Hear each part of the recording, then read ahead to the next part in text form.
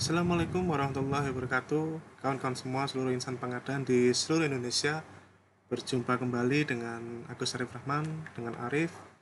Eh, Cukup lama kita tidak membuat konten. Pada saat ini kita akan membuat suatu sharing Bapak Ibu semuanya, sesuatu yang cukup menarik, yang cukup jarang dibahas, yaitu menyusun peraturan kementerian, lembaga atau perangkat daerah tentang kode etik pegawai UKPBJ, unit kerja pengadaan barang dan jasa.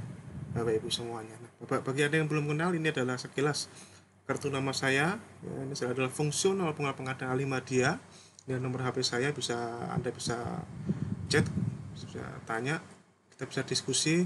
Kemudian saya juga di Ikatan Fungsional Pengadaan Indonesia, kemudian di Ikatan Ahli Pengadaan Indonesia, dan di Badan Meteorologi, Klimatologi, dan Geofisika, Bapak Ibu semuanya. Oke, ini adalah sebuah channel yang khusus akan berseri, yaitu seri tentang portofolio kematangan UKPBJ, Bapak Ibu. Jadi saat ini LKPP sebagai instansi pembina sedang gencar untuk meningkatkan ya kualitas organisasi pengadaan melalui konsep UKPBJ yang sudah diatur di Perpres 16 2018 tentang pengadaan barang jasa pemerintah. Ya, dan untuk menunjang itu dikeluarkanlah suatu indikator yang untuk membantu penilaian kematangan organisasi pengadaan yang UKPBJ tersebut, Bapak Ibu semuanya. Oke, jadi salah satu portofolio yang dibutuhkan untuk disebut mencapai kematangan UKPBJ adalah suatu dokumen yang disebut peraturan kementerian, lembaga atau perangkat daerah tentang kode etik pegawai UKPBJ. Jadi peraturan ini digunakan untuk pemenuhan portofolio kematangan UKPBJ dan amanah peraturan LKPP nomor 14 tahun 2018 tentang UKPBJ di pasal 25 ayat 2, Bapak Ibu semuanya. Oke, jadi sekarang kita diskusi dulu apa itu pegawai UKPBJ, Bapak Ibu. Pegawai UKPBJ, kalau kita lihat sama-sama di peraturan LKPP, Bapak Ibu, pegawai UKPBJ adalah diatur di sini ya, kepegawaian. Nah, ini dia. Pegawai UKPBJ di sini adalah pertama pengelola pengadaan. Berarti Jafung. Kalau Anda sebut pengelola pengadaan barang jasa, itu namanya adalah pejabat fungsional pengelola pengadaan barang jasa. Kemudian setiap ASN di luar Jafung, kemudian personel lain. Jadi pegawai UKPBJ ini sangat luas, Bapak Ibu, sangat luas sepanjang dia bertugas di UKPBJ, melaksanakan tugas-tugas di UKPBJ yang diatur di pasal ini ya, yang diatur di pasal nah ini pasal 2 ayat 1 dan seterusnya ya. Jadi ini adalah Bapak Ibu peraturan LKPP nomor 14 tahun 2016 tentang unit kerja pengadaan barang dan jasa ya. Dan nama organisasi pengadanya tidak harus UKPBJ. Jadi UKPBJ itu bukan nama struktural. Jadi namanya disesuaikan dengan tingkat eselonisasi kebijakan organisasi pengadaan di tempat Anda. Kalau di tempat saya, misalkan ya contohnya ditetapkan organisasi pengadaan UKPBJ-nya di tingkat eselon 3, sehingga nama nomenklaturnya adalah bagian pengadaan barang dan jasa. Misalkan kalau di teman-teman yang lain, misalkan di Kemendikbud, di beberapa kementerian keuangan, itu organisasi pengadaannya berada di tingkat eselon 2, sehingga nama UKPBJ adalah Biro Pengadaan Barang Jasa dan seterusnya seperti itu. Jadi namanya disesuaikan. Ya, jadi UKPBJ adalah suatu istilah umum saja ya yang digunakan untuk sebagai penamaan di dalam peraturan perundang-undangan organisasi pengadaan, Bapak Ibu. Nah, yang disebut pegawai UKPBJ sepanjang mereka melakukan ditugaskan untuk melaksanakan 5 fungsi UKPBJ, baik entah itu di pengelolaan pengadaan, di LPSE, pembinaan SDM dan kelembagaan, dan pelaksanaan pendampingan, konsultasi, dan bintek, maka dia disebut sebagai pegawai UKPBJ. Jadi contohnya misalkan kalau dia ditugaskan melakukan inventarisasi paket pengadaan, pelaksanaan riset, penyusunan strategi, pelaksanaan pemilihan penyedia, penyusunan dan pengelolaan katalog, membantu perencanaan pengelolaan kontrak, monitoring, dan itu masuk pegawai UKBPC. Dan seterusnya Anda bisa lihat di peraturan, dan nanti kita akan ada channel khusus mengenai video khusus mengenai apa itu tugas-tugas pegawai UKBPC nanti khususnya. Jadi kita kembali ke fokus video ini, yaitu menyusun kode etik. Jadi pegawai UKBPC itu semua Bapak Ibu semuanya. Jadi kalau seperti itu semuanya, bisa dikatakan ya semuanya itu masuk pegawai UKBPC. Di samping adalah duplikasi peraturan LKPP tentang UKBPC di pasal 11 tadi ya. Oke. Nah, Bapak Ibu semuanya, personel UKBPC terdiri atas pimpinan tinggi atau perwira tinggi, pejabat administrasi, perwira menengah, perwira pertama, bintara, dan atau pejabat fungsional. Jadi siapapun bisa menjadi pegawai UKBPC. Personel yang bertugas di UKBPC dan unit pelaksana teknis pengadaan barang jasa merupakan pegawai tetap di UKBPC dan bukan pegawai yang bersifat ad hoc dari unit kerja lain di luar UKBPC. Nah, personel yang bertugas di UKBPC wajib memiliki kompetensi. Itu adalah sekilas mengenai pegawai UKBPC, karena kita sedang membicarakan menyusun kode etik untuk pegawai UKBPC. Jadi itu perkenalan sekilas mengenai pegawai UKBPC Bapak Ibu. Sekarang kita ke materi utamanya, yaitu menyusun kode etik itu sendiri Bapak Ibu. Nah, apa itu kode etik? Kode etik pelaku pengadaan. Itu isinya adalah pedoman sikap, perilaku, perbuatan tulisan, ucapan pegawai. Itu adalah kode etik Bapak Ibu. Ya, kode etik. Nah, kemudian kode etik pelaku pengadaan itu akan menjadi suatu kontrol risiko pengadaan Bapak Ibu dari pelaku internal organisasi. Ini sangat penting dipahami, makanya kalau kita lihat di portofolio pemenuhan tentang kode etik ini dimasukkan ke dalam portofolio untuk variabel manajemen risiko, domain proses manajemen risiko. Karena memang dengan adanya kode etik ini sebenarnya adalah tujuan utamanya adalah untuk memitigasi risiko. Gampangannya adalah supaya tidak sedikit-sedikit kawan-kawan kita di Pokja, kawan-kawan kita pengadaan itu seret-seret ke pidana. Cukuplah di kode etik ini digali, diselidiki dulu di kode etik sini dulu lah. Tidak perlu jauh-jauh langsung diarahkan ke tingkatan yang lebih tinggi, bahkan diseret-seret ke pidana. Jadi salah satu mitigasi risiko. Selain juga untuk salah satu mitigasi risiko dalam hal pengawasan di bidang pengadaan barang dan jasa. Oke. Urgensinya apa menyusun kode etik ini? Nah, UKBPC harus memiliki kode etik dan pedoman perilaku untuk seluruh pelaku pengadaan di lingkungan instansinya. Kode etik dan pedoman perilaku adalah sebuah kerangka yang membangun profesionalitas dari pegawai UKBPC dan atau seluruh pelaku pengadaan. Kode etik merupakan salah satu bentuk mitigasi risiko bagi para pegawai dalam menjalankan tugas dan fungsi pengadaan barang jasa. Nah, referensi regulasi terkait kode etik pegawai ada beberapa yang bisa digunakan di sini. Yang jelas adalah Undang-Undang 2899 tentang penyelenggaraan negara yang bersih, sehat, bersih dan bebas dari KKN, kemudian Undang-Undang 25 2009 tentang pelayanan publik, Undang-Undang 5 2014 tentang ASN, kemudian PP 42 2004 tentang pembinaan jiwa korps dan kode etik PNS, kemudian PP 53 2010 tentang disiplin pegawai negeri sipil PNS ya, Perpres 16 dan juga peraturan LKPP nomor 14 tahun 2019 Bapak Ibu. Nah, amanah penyusunan kode etik ini diatur di sini Bapak Ibu, yang diturunkan dari Perpres 16 yaitu peraturan LKPP 14. Anda bisa search kata kode etik. Nah, langsung di sini kode etik. Jadi UKBPC menyusun dan menerapkan kode etik di lingkungan UKBPC. Kode etik ditetapkan oleh menteri atau kepala lembaga atau kepala daerah.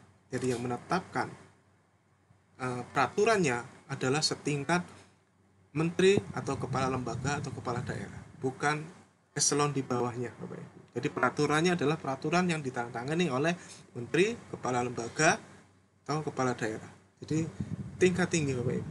Jadi jangan sampai ada peraturan tentang kode etik yang mengeluarkan bukan menteri atau kepala lembaga, kepala daerah. Karena sejelas itu menyalahi peraturan LKPP nomor 14 ini Bapak Ibu. Di pasal 25 ayat 2. ya, seperti itu. Oke. Nah, 252. Nah, kode etik pegawai UKBPJ minimal itu isinya adalah ada 4 ya, prinsip pengadaan. Ya, pernyataan prinsip-prinsip pengadaan sesuai dengan Perpres 16, kemudian etika pengadaan. Ya, sesuai dengan Perpres 16 mudah ya, tinggal dicopas ya susunan ketentuan mengenai kewajiban dan larangan bagi pegawai UKBPJ dan pelaku pengadaan dalam melaksanakan tugas dan fungsi. Kemudian juga berisi tentang majelis pertimbangan kode etik. Nah, nanti ada suatu majelis yang disebut dengan majelis pertimbangan kode etik. Sebenarnya namanya tidak harus persis seperti ini, ya, tidak harus persis seperti ini. Tapi bisa digantikan majelis kode etik bisa, ya. Atau Anda ngikuti aja kalimat yang di sini, majelis pertimbangan kode etik. Nah, komite pengawas etika pegawai dalam kegiatan atau pekerjaan agar sesuai dengan kode etik yang berlaku. Itulah definisi dari majelis pertimbangan. Mereka adalah sebuah komite, orangnya sedikit, tapi orang-orang penting yang artinya menjadi hakim ya, pengambil keputusan dalam hal mengawasi pegawai di lingkungan UKBPJ. Prosedur penegakan kode etik juga harus ada di dalam kode etik UKBPJ. Susunan tindakan dan prosedur penanganan atas berbagai bentuk pelanggaran sesuai dengan kode etik. Ya. Kemudian kode etik berisi ketentuan tentang kewajiban, larangan, pembentukan majelis pertimbangan kode etik dan prosedur penegakan kode etik. Itu adalah isi.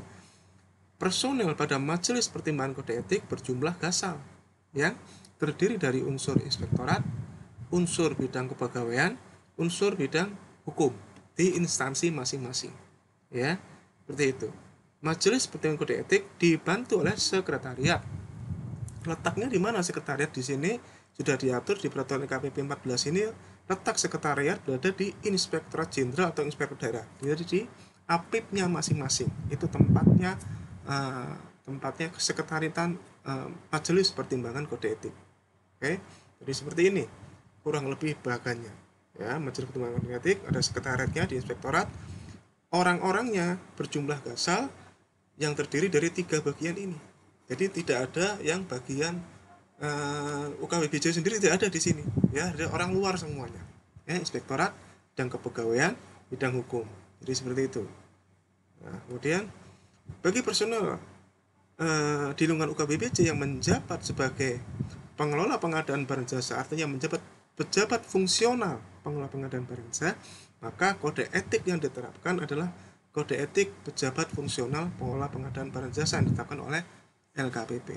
Ya, fungsional pengelola pengadaan barang jasa menggunakan kode etik yang dikeluarkan oleh satu-satunya organisasi profesi pengadaan, yaitu Ikatan Fungsional Pengadaan Indonesia, yang kode etiknya sudah divalidasi oleh LKPP, Bapak Ibu semuanya. Jadi kalau yang pejabat fungsional itu dikecualikan dari peraturan tentang kode etik ini, tidak termasuk, karena yang pejabat fungsional menggunakan kode etik yang sudah ditetapkan oleh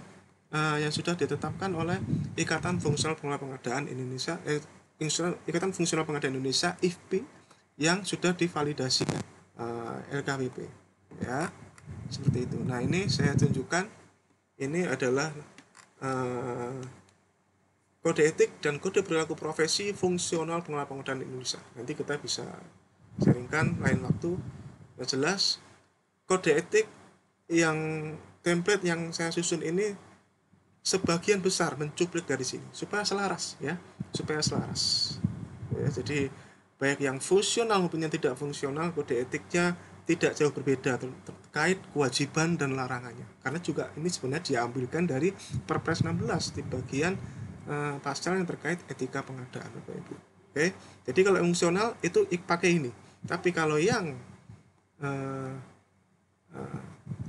bukan fungsional, ya, yang non fungsional menggunakan peraturan. Nah, saya ada contohnya, Bapak Ibu. Ya, saya ada contohnya. Nanti Anda bisa nanti akan saya upload, tapi saya hilangkan bagian yang bertuliskan BMKG ya, Bapak Ibu ya. Saya hilangkan. Ini adalah contoh dari saya. Ini contoh aturan, dan ini masih draft, Bapak Ibu. Ya, sampai saat ini di BMKG juga masih draft, dan itu bisa dimaklumi ya, karena memang peraturannya level atas ya, tidak akan cepat, karena juga harus ada harmonisasi di dengan Kementerian Kemenkumham ya, yang saya tahu kementerian-kementerian yang sudah membuat seperti ini sudah cukup banyak ya, termasuk LKPP juga, Kemendikbud sudah bisa Anda contoh. Nah, ini adalah saya memodifikasi ya, saya mengambil contoh dari beberapa yang sudah diberikan oleh LKPP dan Kemendikbud, tapi saya modifikasi, saya sesuaikan dengan template yang saya bikin. Ini contoh yang saya bikin ini adalah saya sesuaikan dengan yang punya ikatan fungsional pengadaan nih Bapak Ibu. Saya sesuaikan dengan ini ya, saya sinkronisasi dengan ini ya, supaya ada keselarasan ya. Nah, jadi ini adalah contohnya. Jadi dimulai seperti biasa ya, dimulai dari menimbang ya, bahwa pengadaan di instansi harus dilakukan berdasarkan nilai integritas antar pegawai UKPBJ ya. Nanti ada tipe-tipe sedikit nanti akan kita perbaiki. Dan kemudian juga bahwa sesuai dengan pasal 25 ayat 2 peraturan ditetapkan oleh kepala ya. Kemudian bahwa sesuai dengan surat edaran Deputi Bidang Pengembangan dan Pembinaan Sumber Daya Manusia LKPP nomor 17 tahun 2019 tentang contoh bukti dukung model kematangan level proaktif. Salah satu portofolio yang dipersyaratkan adalah peraturan terkait kode etik pegawai KPBJ Bapak Ibu. Jadi ini saya tunjukkan Bapak Ibu, ini adalah surat edaran yang tadi dimaksud, surat edaran Deputi PPSDM ya, nomor 17 tahun 2019 tentang contoh bukti dukung model kematangan UKPBJ level proaktif. Dan ini sudah ada, dan itu diamanahkan di sini ya. Selain juga tadi adalah sudah diamanahkan di peraturan LKPP, ini adalah aturan turunannya yang lebih detail, sudah ada contohnya. Tapi itu adalah contoh Bapak Ibu, Anda bisa modifikasi sesuai, Anda sinkronisasi dengan peraturan-peraturan yang terkait Bapak Ibu. Nah, ini yang saya bikin ini sudah insya Allah sudah saya sesuaikan, dan tinggal Anda tidak harus sama persis ini ya, itu tergantung kebijakan di tempat Anda ya. Anda tinggal modifikasi sesuai dengan kebutuhan dan pastikan itu sesuai dengan ketentuan yang berlaku Bapak Ibu. Kemudian ini saya tambahkan bahwa sesuai dengan agenda kegiatan program pengembangan Center of Excellence menuju KPBJ. Nah, kebetulan di BMKG kita sudah ada program pengembangan COE ya, Center of Excellence. Jadi ini memang salah satu agendanya adalah membuat peraturan tentang kode etik ini memang. Nah, seperti itu. Dan kemudian mengingat dan seterusnya kita bahas ya. Kemudian memutuskan peraturan tentang kode etik pegawai KPBJ ya. Kemudian ini ada definisi-definisi tidak kita bahas ya, pegawai KPBJ saya copas persis ya dari peraturan KPB tadi, pegawai KPBJ dan seterusnya, kode etik dan kode perilaku, risiko kewajiban, tanggung jawab, tingkah laku dan perbuatan sesuai dengan nilai hakiki antar pegawai UKPBJ yang dikaitkan dengan nilai-nilai yang hidup dan berkembang dalam masyarakat serta pandangan hidup bangsa dan negara.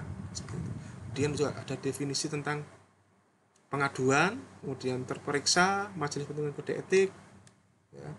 Ruang lingkup peraturan ini yaitu kewajiban dan larangan UKPBJ, pembentukan majelis pertimbangan kode etik, prosedur penegakan kode etik, dan sanksi pelanggaran kode etik ya. Kode etik di sini tentang, kemudian pasal 3-nya tentang kode etik dilaksanakan untuk menjaga martabat dan seterusnya.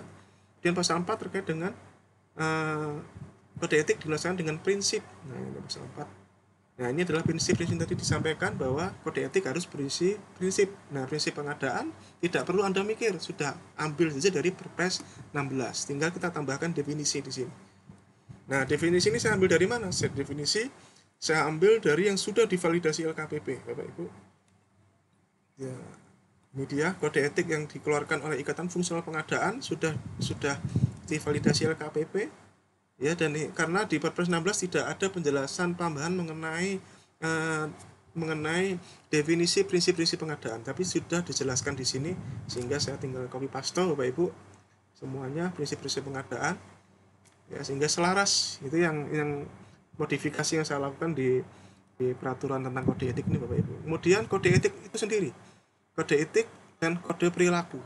Nah, kode etik ini saya copy paste dari punya Ikatan Fungsional Pengadaan Indonesia, dari punya IFPI, saya copy paste karena saya menganggapnya ya sama saja ya, fungsional maupun bukan fungsional kode etiknya ya mestinya ya tidak dibedakan, ya tidak dibedakan, sama saja.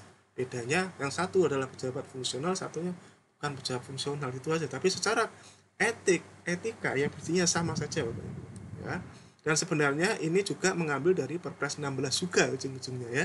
Ya tidak jauh berbeda Bapak Ibu. Apa itu yang kode etik? Melaksanakan tugas secara tertib disertai rasa tanggung jawab untuk mencapai sasaran, kelancaran, dan ketepatan tujuan pengadaan. Nomor satu. Kemudian bekerja secara profesional, mandiri, dan menjaga kerahasiaan informasi yang menurut sifatnya harus dirahasiakan untuk mencegah penyimpangan pengadaan. Ya, ada di Perpres 16 ini Bapak Ibu. Anda bisa cari, ya, ini bisa buka tadi Perpres 16. Oke, nah Anda bisa cari di sini, ya. Ini dia Perpres 16 di pasal tentang etika, di pasal 7. Anda lihat sama persis, ya. Itu. Jadi kalau ditanya apa dasar Anda membuat kode etik ini, dasarnya adalah peraturan yang lebih tinggi, Perpres 16. Mudah ya. Jawabnya mudah kalau ditanya misalkan seperti itu, ya, diharmonisasi, ditanya dasarnya adalah Perpres 16. Kemudian ini, ya, bekerja secara profesional, mandiri, dan menjaga kerahasiaan. Ini yang harus kawan-kawan semua pegawai UKBPC lakukan dengan hati-hati Bapak Ibu semuanya, ya, profesional, mandiri, dan menjaga kerahasiaan informasi Bapak Ibu. Oke, ada undang-undang keterbukaan publik. Oke. Tapi kita harus tahu mana yang bagian yang dirahasiakan, mana yang tidak dirahasiakan Bapak Ibu. Tidak mungkin semua. Bagian yang tidak dirahasiakan adalah apa yang sudah disampaikan pada LPSE tanpa login Bapak Ibu. Itu adalah bagian-bagian yang tidak dirahasiakan. Seperti ini saya bisa contohkan, ya. Nah, kalau Anda buka seperti ini, bagian yang inilah yang dibuka secara umum oleh masyarakat Bapak Ibu, ya. Bagian yang ini tidak dirahasiakan, tinggal klik cari paket seperti ini. Nah, ini tidak dirahasiakan, ya, semua orang bisa lihat, ya, Bapak Ibu semuanya. Nah, misalkan paket tender apapun semua bisa lihat di sini, ya, yang sudah selesai. Ya, ini, ya, pesertanya siapa. Ini adalah bagian-bagian yang tidak dirahasiakan, Bapak Ibu. Nah, tapi yang selebihnya itu, ya, dirahasiakan. Nah, jadi kita harus tahu bagian mana. Ini tinggal ngikuti aja sistem yang sudah ada. Kemudian tidak saling mempengaruhi, baik langsung maupun tidak langsung, yang berakibat persaingan usaha tidak sehat.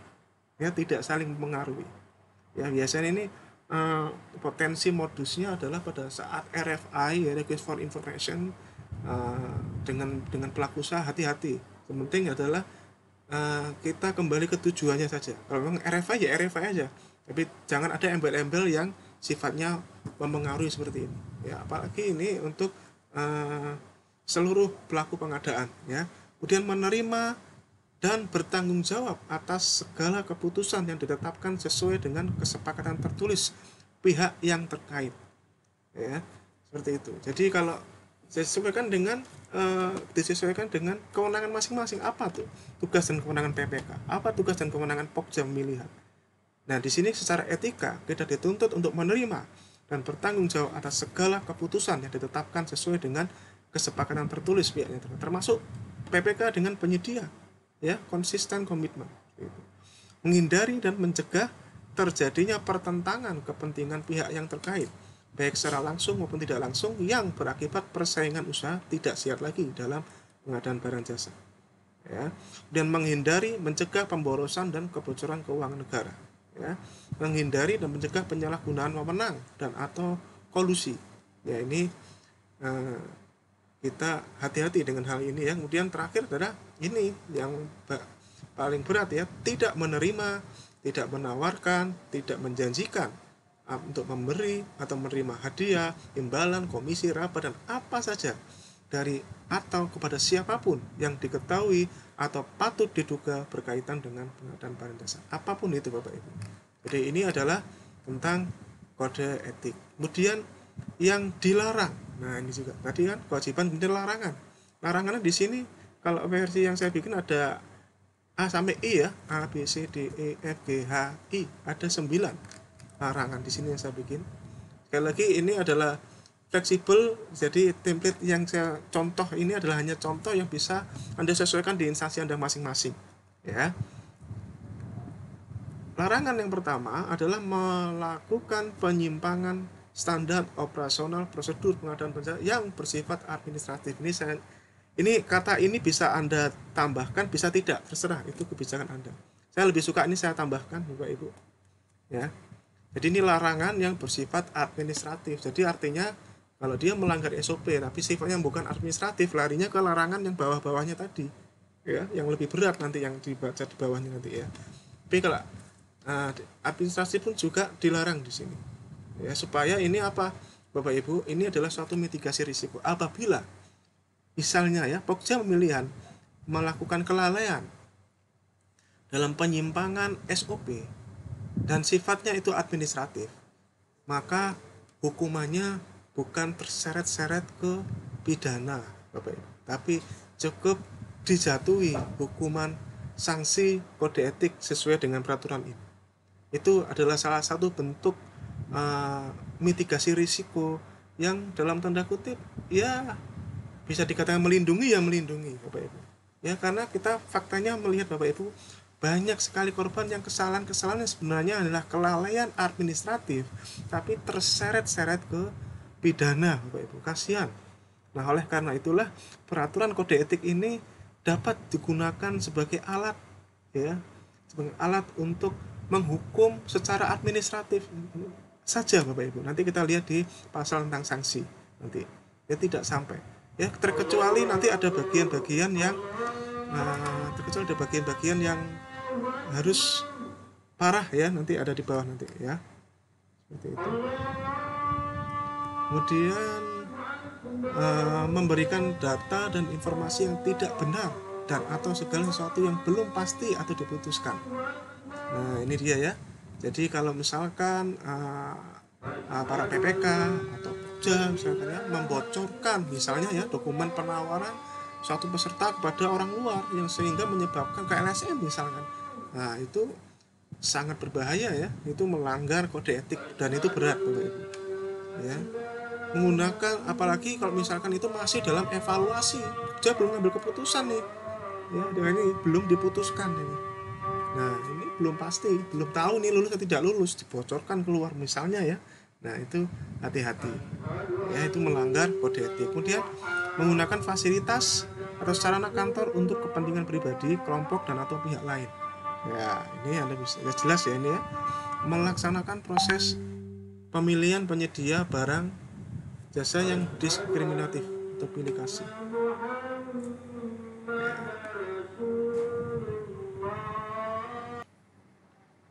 Oke, kita lanjut ya. Tadi ada azan sebentar. Nah, kita lanjut. Kode larangan ya, larangan. Di bagian kemudian melaksanakan proses pemilihan penyedia yang diskriminatif atau pilih kasih.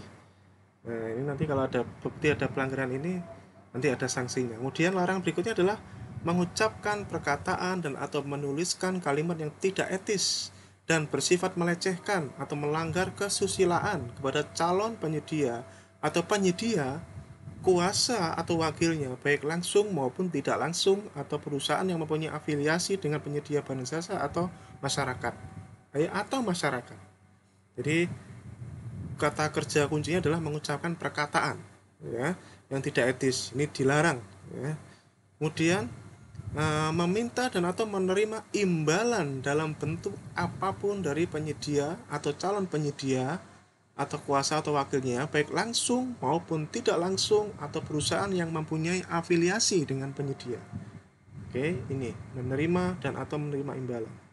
Kemudian melakukan pengaturan tender dengan calon penyedia, kuasa atau wakilnya baik langsung maupun tidak langsung, atau perusahaan yang mempunyai afiliasi dengan calon penyedia di luar kantor, baik dalam jam kerja maupun di luar jam kerja. Kata kuncinya adalah melakukan pengaturan tender. Ya, melakukan pengaturan tender. Nah, kemudian melakukan tindak pidana korupsi, kolusi, dan nepotisme dengan pihak kementerian, lembaga perangkat daerah dalam pelaksanaan pengadaan barang dan jasa. Dan terakhir melakukan pertemuan dengan calon penyedia yang sedang mengikuti tender di luar proses tender. Nah, ini juga saya kritisi, Bapak Ibu. Saya melihat ada contoh yang larangan melakukan pertemuan gitu saja. Jadi menurut saya ini yang benar ya Bapak Ibu. Anda bisa mencontek dari punya IFP ini sudah benar kalimatnya. Melakukan pertemuan dengan calon penyedia yang sedang mengikuti proses tender di luar proses tender. Ya. Ya, jadi bukan begini melakukan pertemuan dengan penyedia langsung tidak langsung. Kalau seperti itu berarti kalau Pokja melakukan pembuktian klarifikasi teknis, klarifikasi harga misalkan ya, atau melakukan negosiasi, itu sudah melanggar kode etik dong, karena tidak boleh melakukan pertemuan.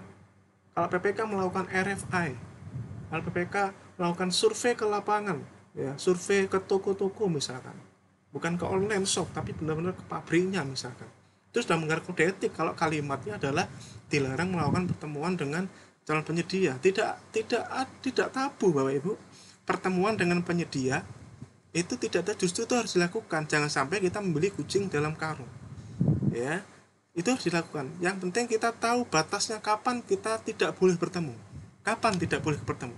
Pada saat proses pemilihan penyedia itu sendiri sudah diikat dengan aturan main.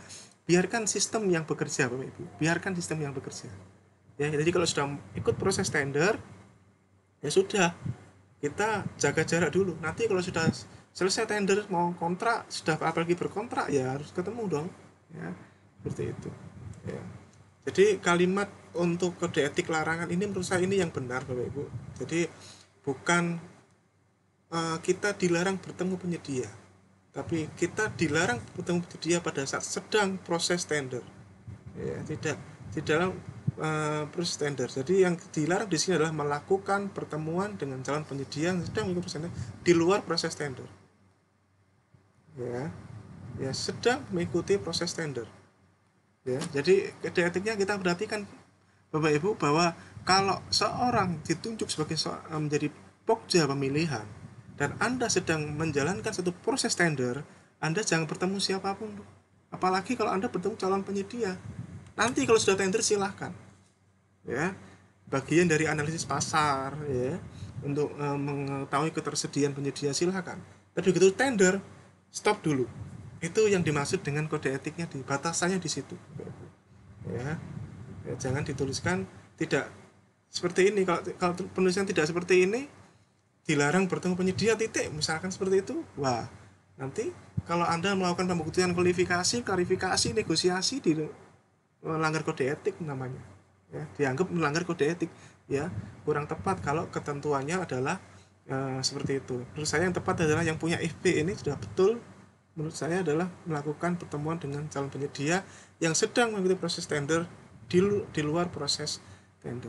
Ini yang tepat dan ini fair dan memang sesuai aturannya ya. Kalau kita lagi tender ya sebaiknya kita menahan diri ya, kita tidak ke bertemu siapapun lah sebaiknya. Nanti kalau sudah selesai toh itu tender kenanya termasuk tender cepat. Dan ini bisa dimodifikasi Bapak Ibu. Ya ini kan berarti kan bisa tender, bisa tender atau seleksi. Nah, seperti ini bisa tambahkan seperti ini. Nah, tender atau seleksi atau tender cepat ya, atau tender cepat di luar proses.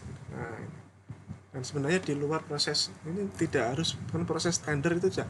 Tender adalah hanya satu dari 5 macam metode pemilihan ya. Kuncinya adalah jangan melakukan pertemuan untuk penyedia yang sedang mengikuti proses kompetisi, karena ini adalah proses kompetisi yang membuat ini dilarang. Karena tender atau seleksi atau tender cepat adalah proses kompetisi. Berbeda dengan seperti kayak penunjukan langsung, tidak ada kompetisinya.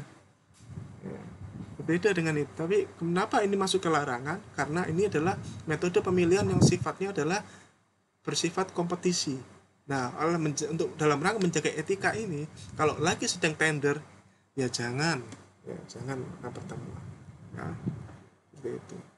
Ya, yang Anda bisa lakukan adalah kalau memang itu sudah diatur di regulasinya ya, seperti kayak tadi tuh. Klarifikasi teknis, klarifikasi harga, pembuktian kualifikasi negosiasi itu bisa dilakukan pertemuan. Ya memang harus ya. Ya kita tidak membeli kucing dalam karung ya.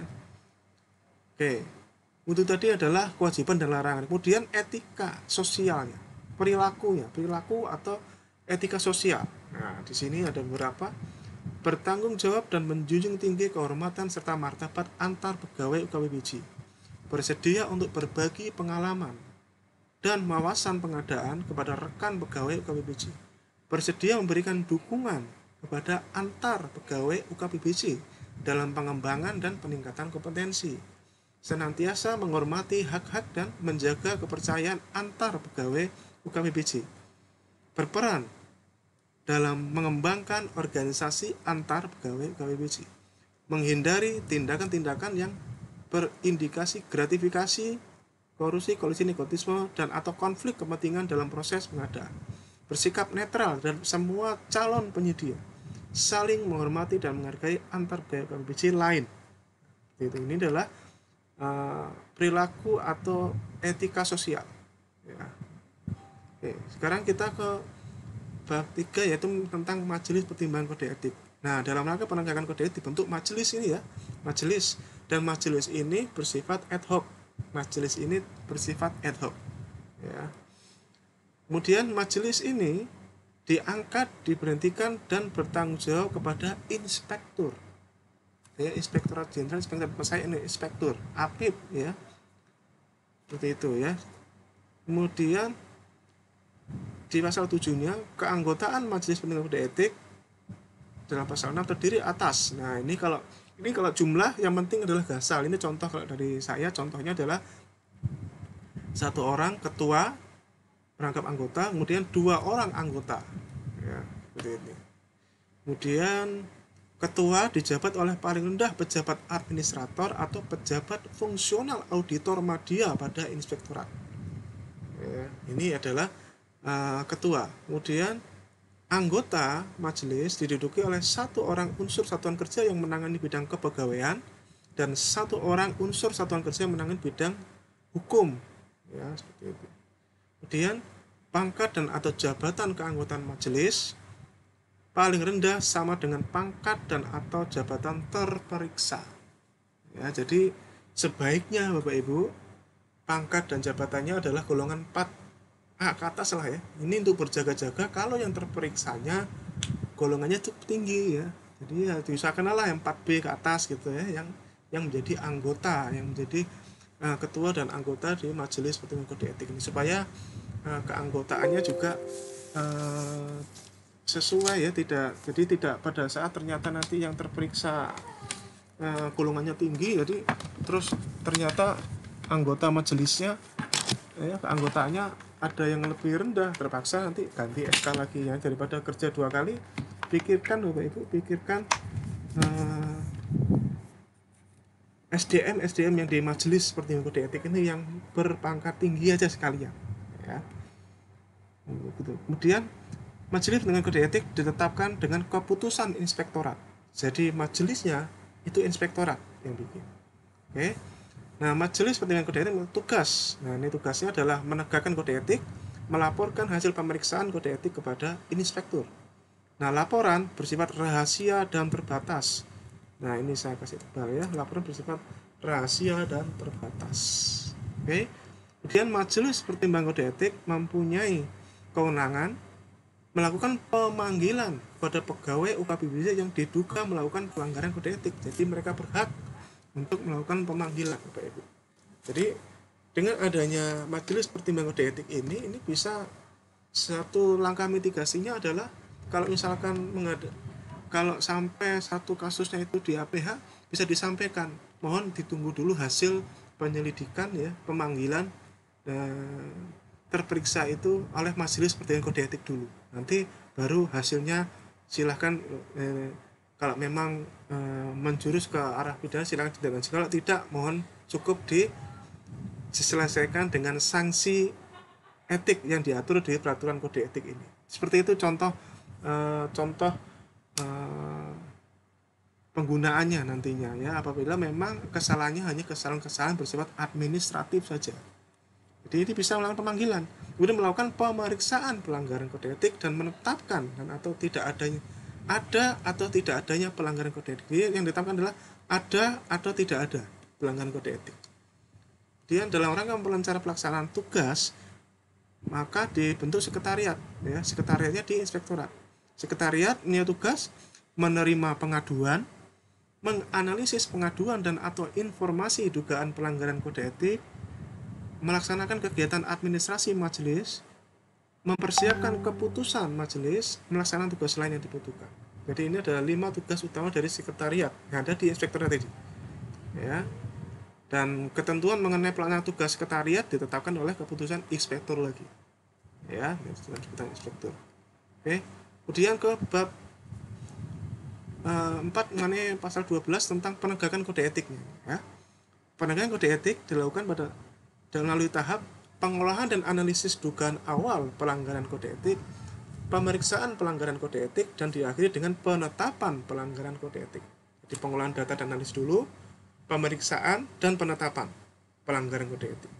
Kemudian di pasal 13-nya, dugaan awal pelanggaran kode etik berasal dari, ya, pengaduan dan atau informasi dugaan pelanggaran kode etik. Jadi bisa dari pengaduan, bisa. Ya, kemudian pengaduan disampaikan pada sekretariat majelis yang paling sedikit memuat uraian masalah yang menjadi dasar pengaduan, alasan pengaduan secara jelas dan rinci beserta data pendukung. Jadi uraian masalah dan alasannya. Kalau tidak ada dua-duanya ini, maka tidak bisa dianggap sebagai pengaduan. Hanya uraian masalah doang, tidak ada alasan pengaduan yang jelas. Ya, jadi tidak bisa, Bapak Ibu. Oke. Jadi itu harus dipahami bersama mengenai yang namanya pengaduan itu, Bapak Ibu. Disampaikan, nah, informasi dugaan pelanggaran kode etik yang huruf B, alasan pengaduan, itu dapat berasal dari informasi penanganan kasus pelanggaran hukum yang melibatkan pegawai UKWBJ, pemberitaan media yang melibatkan pegawai UKWBJ, dan atau informasi di sumber lainnya. Ya, ini bisa dapat berasal dari sini, ya, gitu. Oke, jadi uraian masalah tidak cukup, harus dijelaskan alasan pengaduannya. Dari asalnya dari mana? Dari pemberitaan kah? Atau dari informasi penanganan kasus pelanggaran hukum, atau dari informasi sumber lainnya. Harus jelas alasannya. Tanpa itu, maka belum lengkap dikatakan sebagai pengaduan. Ya, gitu. Nah, di pasal 14 sekarang. Sekretariat Majelis Pertimbangan Kode Etik menganalisis pengaduan dan atau informasi dugaan pelanggaran kode etik yang dimaksud di pasal 13 tadi, ya. Dalam hal pengaduan pelanggaran kode etik dan atau informasi dugaan dinyatakan layak untuk ditindaklanjuti ke tahap pemeriksaan pelanggaran kode etik, maka sekretariat majelis wajib menyampaikan hasil analisis dugaan awal pelanggaran kode etik dan merekomendasikan pembentukan majelis pertimbangan kode etik kepada inspektur. Oke, jadi seperti itulah Bapak Ibu cara bekerjanya, ya. Jadi makanya tadi bersifat ad hoc, ya, bersifat ad hoc. Artinya ya khusus hanya pada saat ada pengaduan atau pada saat ada dugaan awal ini dibentuk majelis, ya. Dalam hal pengaduan dan atau informasi dugaan pelanggaran kode etik pada ayat 1 dinyatakan tidak layak untuk ditindaklanjuti, maka sekretariat menyampaikan laporan hasil pemeriksaan kepada inspektur. Ya, jadi ini kuncinya adalah sekretariat dulu ini, ya. Sekretariat. Oke. Nah, sekarang pemeriksaan pelanggaran kode etik. Nah, dalam rangka pemeriksaan pelanggaran kode etik, majelis melakukan pemanggilan kepada pegawai UKWBJ yang diduga melakukan pelanggaran kode etik. Ya, setelah tadi di screening sama sekretariat, kemudian dilakukan pemeriksaan. Nah, ini dilakukan pemanggilan lah, ya, dengan oleh majelis. Kemudian pemanggilan dilakukan berdasarkan hasil analisis dugaan awal tadi pelanggaran dari sekretariat majelis, ya. Jadi screening pertamanya adalah sekretariat majelis berupa dugaan awal tadi, ya. Kemudian pemanggilan disampaikan dalam bentuk tertulis, ya, dalam bentuk tertulis. Nah, kemudian majelis melakukan pemanggilan pertama paling lambat 7 hari kerja setelah terbentuknya majelis. Nah, kalau angka-angka ini Bapak Ibu Anda bisa mencontoh dari punya IP, ya, referensi yang sudah ada, Anda tinggal atau Anda putuskan sendiri, ya, silahkan. ya, seperti itu. Kalau tentang etik, setahu saya di peraturan LKPP 14 tidak diatur mengenai waktu-waktu ini, ya. Ini referensi yang punya legal standing yang kuat dalam hal kode etik adalah yang dibuat oleh IFPI, karena memang di peraturannya juga memang organisasi profesi bertanggung jawab oleh kode etik profesinya, ya. Makanya yang mengeluarkan kode etik kalau fungsional pengadaan adalah Ikatan Fungsional Pengadaan, ya. Dalam hal pemanggilan pertama majelis tidak dipenuhi, maka majelis melakukan pemanggilan kedua setelah 7 hari kerja sejak pemanggilan pertama. Jadi 7 hari pemanggilan pertama, kemudian pemanggilan kedua juga 7 hari. Dalam hal pemanggilan kedua tidak dipenuhi juga, maka majelis melakukan pemanggilan ketiga 7 hari. Nah, pasal 17, dalam hal pemanggilan ketiga majelis tidak dipenuhi tanpa alasan yang sah, maka majelis dapat melakukan pemeriksaan pelanggaran kode etik tanpa kehadiran terperiksa. Jadi pada prinsipnya dugaan awal kode etik itu tetaplah kalau sampai tahap pemeriksaan tetap akan diperiksa, ada atau tidak ada terperiksa. Jadi statusnya pada saat ini masih terperiksa, ya. Ada atau tidak ada tetap akan terjadi. Maka sebaiknya adalah dipenuhi, ya, sebaiknya adalah dipenuhi saja panggilannya supaya clear kalau memang tidak salah, ya. Kemudian majelis melakukan pemeriksaan pelanggaran kode etik dalam sidang tertutup. Nah, ini kuncinya di sini, sidang tertutup majelis. Pemeriksaan pelanggaran kode etik harus dihadiri oleh seluruh anggota majelis kode etik. Harus dihadiri seluruh, tidak boleh kosong, kalau jumlahnya cuma sedikit, ya. Kemudian pemeriksaan dilakukan secara adil dengan memberikan kesempatan pembelaan dari terperiksa. Jadi ada kesempatan pembelaan dari terperiksa. Pasal 19-nya dalam rangka pelaksanaan pemeriksaan, majelis dapat meminta keterangan dari pemberi keterangan ahli pengadaan barang dan jasa. Nah, jadi ini sudah seperti pengadilan tapi versi etik, Bapak Ibu.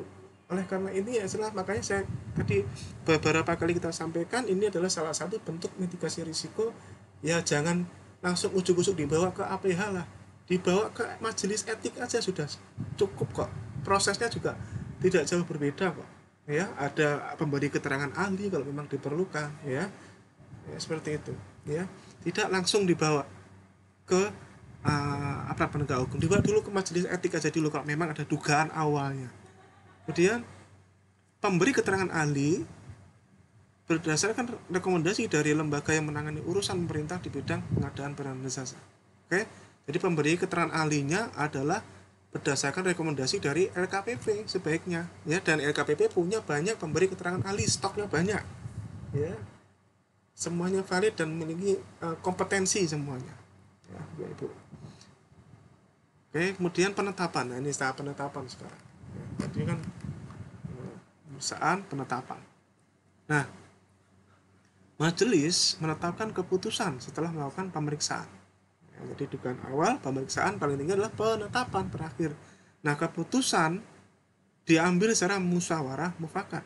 Keputusan ditetapkan berdasarkan bukti adanya pelanggaran kode etik. Bukti. Nah, keputusan berupa penetapan adanya pelanggaran atau penetapan tidak adanya pelanggaran. Jadi keputusannya hanya ada dua, ada pelanggaran atau tidak ada pelanggaran. Keputusannya majelis itu, Bapak Ibu, pilihannya, ya, jangan ditambah-tambahin lagi, ya.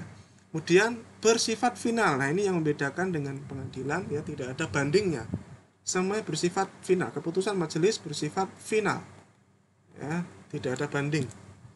Nah, dalam hal keputusan berupa penetapan adanya pelanggaran kode etik, keputusan majelis disertai dengan sanksi pelanggaran kode etik. Jadi kalau keputusannya ada pelanggaran kode etik, maka dia diikuti dengan sanksi, ya, dengan sanksi pelanggaran kode etik. Jadi ada buntutnya kalau keputusannya adalah ada pelanggaran kode etik. Nah, keputusan majelis disampaikan oleh majelis kepada inspektur paling lambat 7 hari kerja sejak tanggal keputusan majelis ditetapkan. Nah, keputusan majelis disampaikan pada inspektur kepada sekjen dengan tembusan kepada kepala badan. Nah, masa tugas majelis setelah penyampaian keputusan, masa tugas majelis berakhir setelah penyampaian keputusan majelis. Jadi Bapak Ibu, majelis itu dibikinnya adalah per kasus. Jadi saya ulangi, majelis pertimbangan kode etik dibikinnya adalah per kasus yang diangkat. Kalau ada dugaan awal sekretariat jenderal, maka majelis dibikinnya per setiap kali ada pemeriksaan.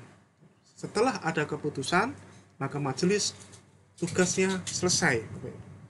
Itu makanya bersifat ad hoc Bapak Ibu majelis ini. Tidak sama per kasus per kasus seperti itu ya. Oke. Kemudian sanksi. Nah, sanksi di sini ada sanksi ringan, sedang, berat. Ini istilah ini juga kita ambil dari PP tentang disiplin PNS ya. Sanksi PNS, sanksi ringan, sedang, berat. Nah, di sini Anda bisa melakukan berbagai alternatif ya. Kalau ini alternatif dari saya Bapak Ibu. Ya. Kalau saya seperti ini ya. Sanksi ringan itu adalah berupa tidak dilibatkan dalam pengadaan selama 2 kali pelaksanaan pengadaan barang jasa. Ya, 2 kali ini bisa diartikan 2 tahun anggaran ya. Ya, maksudnya adalah 2 tahun anggaran ya, selama 2 tahun anggaran. 2 kali tidak dilibatkan selama 2 kali pelaksanaan pengadaan barang dan jasa. Ini sanksi ringannya Bapak Ibu. Ya, sanksi ringan etik. Jadi dia tidak dilibatkan dalam pengadaan barang selama 2 kali pelaksanaan pengadaan. Nah, sanksi ringan ini ya, apabila dia terbukti melakukan kelalaian atau ketidaksengajaan. Kata kuncinya di sini, kelalaian atau ketidaksengajaan. Ya. Terhadap larangan kode etik 5 ini Bapak Ibu. Tadi ada larangan kode etik ada berapa? Ini saya ambil yang 5 atas, yaitu yang melakukan penyimpangan SOP, memberikan data informasi yang tidak benar, menggunakan fasilitas perkantoran, melaksanakan proses pemilihan yang pilih kasih, mengucapkan perkataan dan atau menuliskan kalimat tidak etis. Nah, 5 item ini kalau dia terbukti melanggar secara tidak sengaja atau bersifat kelalaian ya, maka itu disebut ringan. Akan tetapi kalau dia terbukti secara sengaja, maka disebut sanksi sedang.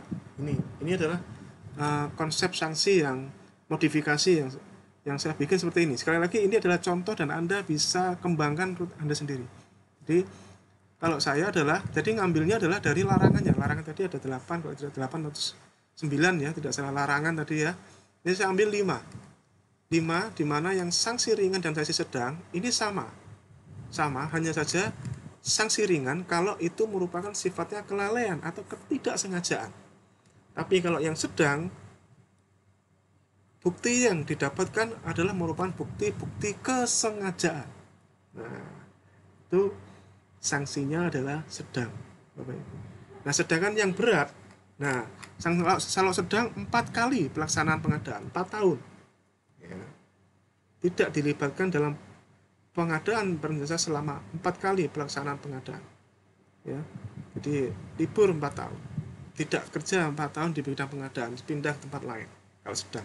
Nah, kalau berat, Bapak Ibu, sanksi berat adalah dimutasi dari UKPPJ, dikeluarkan dari pegawai UKPPJ, tidak bekerja lagi di pegawai UKPPJ. Sanksi berat ya. Kemudian sanksi berat dijatuhkan pada sengaja atau tidak sengaja. Nah, ini kalau berat itu sengaja atau tidak sengaja ya. 4 ini, meminta dan menerima imbalan, melakukan pengaturan tender, melakukan KKN, melakukan pertemuan dengan calon penyedia yang sedang mengikuti proses tender di luar proses tender. Sengaja atau tidak sengaja, kalau buktinya mengarah ke sini, maka dia dimutasi dari UKPPJ. Ini adalah sanksi berat yang ditetapkan di sini, Bapak Ibu. Oke. Jadi itu adalah sanksi. Nah, kemudian pasal 29 ya. Pasal 29 ini terkait dengan pengecualian. Peraturan ini dikecualikan untuk pegawai di lingkungan UKPPJ yang menjabat sebagai pejabat fungsional pengelola pengadaan yang terikat dengan kode etik pejabat fungsional pengadaan yang ditetapkan oleh LKPP. Dalam hal ini yang tadi itu ya, yang ini, yang kode etik ini. Jadi kalau pejabat fungsional pengelola pengadaan menggunakan kode etik yang ini, yang sebenarnya isinya tidak jauh berbeda, Bapak Ibu. Hanya sumbernya saja yang berbeda. Tapi yang berbeda apa? Majelis etiknya yang berbeda. Kalau yang bukan fungsional menggunakan majelis etik di lingkungan instansi masing-masing, tapi kalau pejabat fungsional menggunakan majelis pertimbangan kode etik yang ditetapkan oleh Ikatan Fungsional Pengadaan IFPI. Ya, jadi berbeda, majelisnya berbeda. Ya. Tapi yang lain-lain sama. Ya, tapi ini ketentuan biasa dan seterusnya. Oke, jadi itu Bapak Ibu contoh ya, nanti akan saya upload ada di deskripsi video ya, di link YouTube ini, di link Google Drive. Anda bisa contoh, Anda bisa modifikasi. Saya berharap dari konten YouTube ini Bapak Ibu, saran saya seluruh instansi kementerian, lembaga, perangkat daerah memiliki peraturan kode etik pengadaan ini Bapak Ibu. Memiliki peraturan kode etik pengadaan yang ditetapkan oleh menteri, kepala lembaga atau kepala daerah di tempat Anda masing-masing. Ya, saya berharap seperti itu, dan ini semoga bisa menjadi pemacu saja Bapak Ibu ya. Kalau sudah ada contohnya biasanya pasti akan bisa dimodifikasi dan memudahkan ya untuk memodifikasi itu semua. Ya, semoga bisa bermanfaat Bapak Ibu, kawan-kawan semuanya. Nanti kita akan ketemu lagi di seri-seri portofolio kematangan yang lain. Bapak Ibu, kita berjuang sama-sama. Di tempat kerja saya di BMKG juga masih proses ya. Bahkan peraturan ini pun jangan dikira peraturan ini sudah jadi, di tempat saya belum jadi pada saat saya bikin channel ini. Tapi yang penting adalah kita sudah action Bapak Ibu, sudah jalan, sudah action. Ya, biarkan proses birokrasi itu berjalan seperti biasanya ya, daripada kita hanya memperdebatkan isi tapi tidak action. Ya toh namanya peraturan itu pembahasannya bisa puluhan kali ya kan, apalagi kalau sudah di Kemenkumham bisa beberapa kali ya, ada harmonisasi seperti itu. Oke, dan tentunya kontennya bisa Anda hanya contoh saja Bapak Ibu, hanya contoh. Terima kasih, sukses buat Anda semuanya, kita semuanya sukses di era pandemi ini. Semoga kita segera keluar dari pandemi yang cukup meresahkan dan berat ini Bapak Ibu, kita dibebaskan dan bekerja normal kembali. Sukses buat Anda. Assalamualaikum warahmatullahi wabarakatuh. Salam pengadaan.